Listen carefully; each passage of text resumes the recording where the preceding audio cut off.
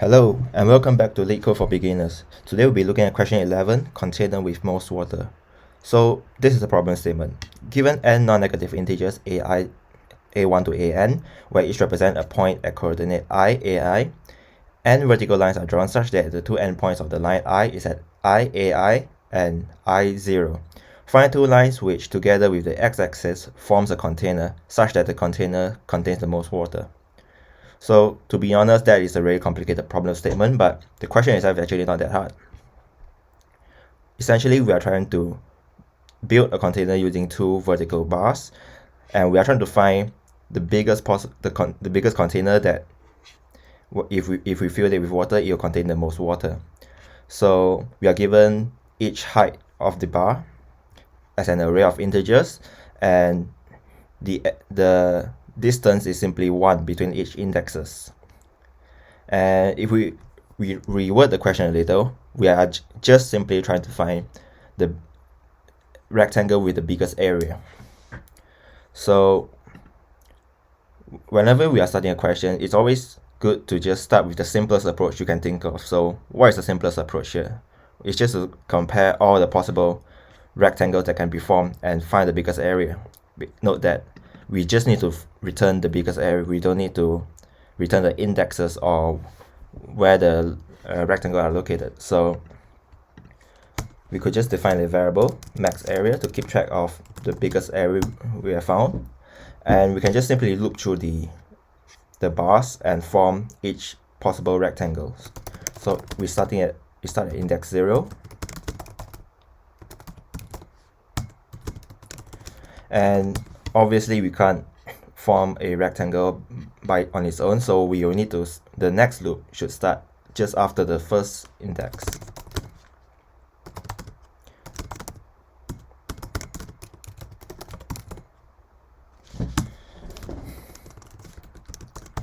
So how do we calculate the area? It's simply the width multiplied by the height. Since that each bar is one distance apart from each other, the width is simply the further index subtracted by the current index. So width is index j, which is the further index, minus index I. Because if we take a look at this example, if this is index 1, this is index 0, their distance between them is 1. And what is the height? Well, if we take a look at this example, we cannot form a rectangle using the higher bar because there's nothing to draw to. So the height is always going to be the lower of the two bars that we're comparing. So math.min gives you the minimum between two numbers, and height I is the first bar we're looking at, and height j is the second. So this will be the height that we'll be using to calculate our area, and the area is simply width multiplied by the height. And then we'll just check it against our current area. Is it larger than the maximum area we have found so far by doing max.max. So math.max will simply return the bigger of the two area, and if we are larger than the maximum area we have found, we just update that, and at the end of the loop we can simply return our max area. Test it, works, submit it. Well, we got a submission through, but it's only faster than 9% of the submission, and it took about 800 milliseconds, at 785 to be exact. And if we remember from last week, this pattern should be familiar. We have a for loop running up to n, height.length, and we have another for loop going up to the length. So what's the time complexity here? Well, it's n squared. We are doing an operation, and we are doing n operation for n times, so it's a order n squared solution. And is there a better way we can optimize this solution? Feel free to pause the video and think about it, and we'll be taking a look at the solution in the next section. Let's try and find the optimal solution for this problem. So notice that whenever we are creating a rectangle, we are always limited by the smaller of the two bars. So if we can narrow down our selection, we can essentially disregard any bars that are lower than the current bar we are looking at. How do we do that? Well, if you think about it, this is the maximum distance between any bars. So the first and the last is the maximum distance, which is in this case 8. And what is the height? Well, the height is limited by the smaller of the two bars, 1 and 7. So the height is 1. And we currently have not found anything yet, so max is 0. And what is the area? The area is 8. And it's greater than the current max, so we update that to 8. And if we think about it, this is the largest possible area we can form using this bar, because we are always limited by the smaller of the two bars, and this is already the maximum distance. So if we any other bar we compare it to, it's going to be a smaller area. So we can disregard this and just consider the distance from the first bar to the last bar. So in this case, we have a distance of 7, 8 minus 1. And what is the height? The height is the smaller of the two bar, which is in this case 7. So the area is 49, which is greater than our current max. So we update that. And now we can disregard the smaller of the two bars, because if we shrink our distance even more, we can only end up with smaller area. So we disregard this.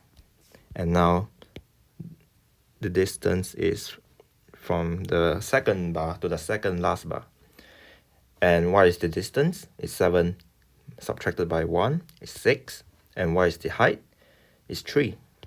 So the area is 18, which is not larger than the max we have found, so we don't do anything. Again, we disregard the smaller bar. Now we consider the second bar to the bar at index 6.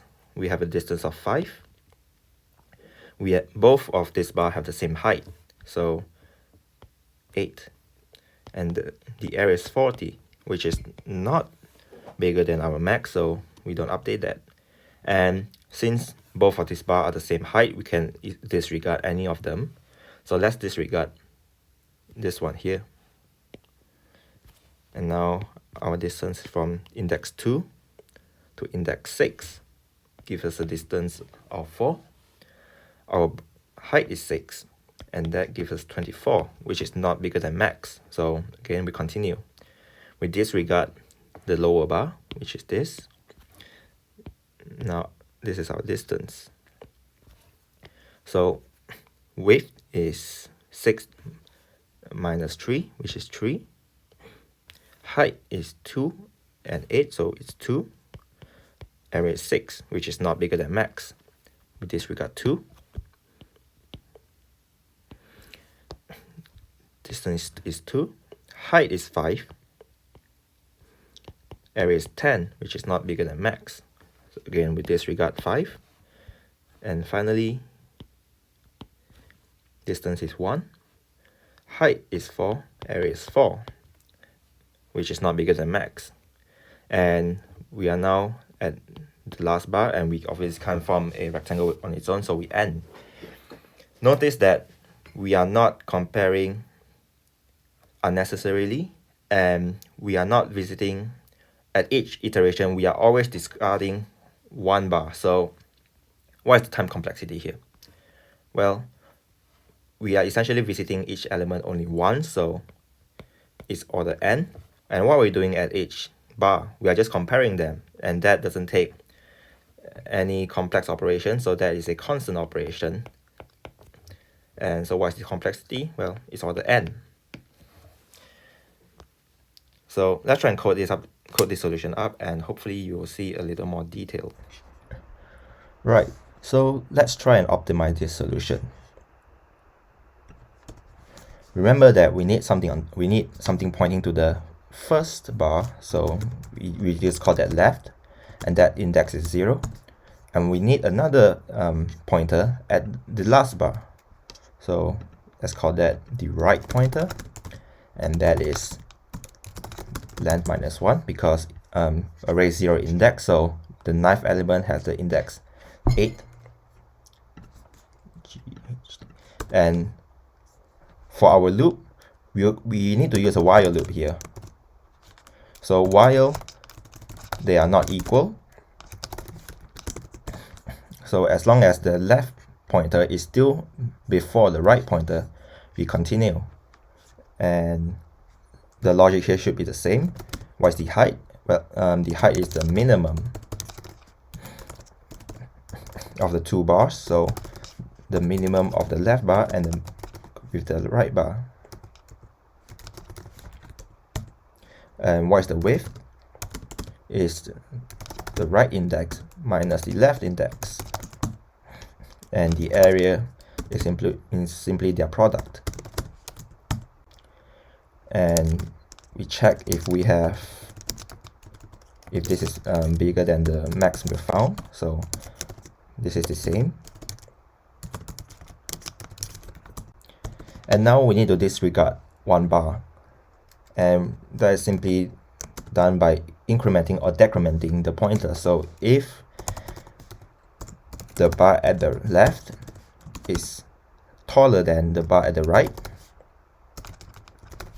then we need to discard the right bar by just simply moving forward. Otherwise, the left pointer move forward, so left plus plus. And eventually they are going to be equal because they are at a single bar, and this is going to be false, and we will return our max area. So if we run the code, typo here, LNGHT or GTH, yeah, cool. 49, that's what we expected. And if we submit the code, boom, it now only took 3 milliseconds compared to the 785 in our previous solution, which is a lot faster, and it doesn't require any complex data structure. It just requires a little thinking out of the box. This approach to problem solving is called the two pointers approach. Essentially, you have 2 pointers, both pointing at different element, and it works very well. We are trying to find pairs of something. So interestingly, the two-sum problem we covered last week can be solved with the 2 pointers approach if the array is sorted. So I'll leave that to you to do in your own time. But that's all for this week's video. I'll see you next week for more LeetCoding. Until then, happy coding.